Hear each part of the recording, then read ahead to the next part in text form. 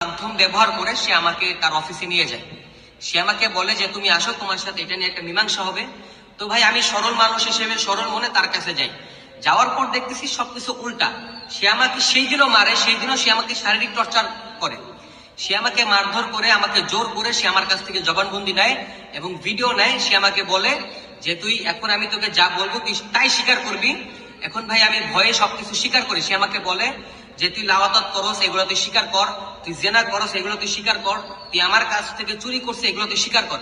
ভাই এগুলো আমি, আপনারা জানেন যে কোনটা জোর করে ভিডিও করানো আর কোনটা নিজের ইচ্ছায় বলা, এগুলো ভিডিওর মধ্যে চেহারা দেখলে বোঝা যায়।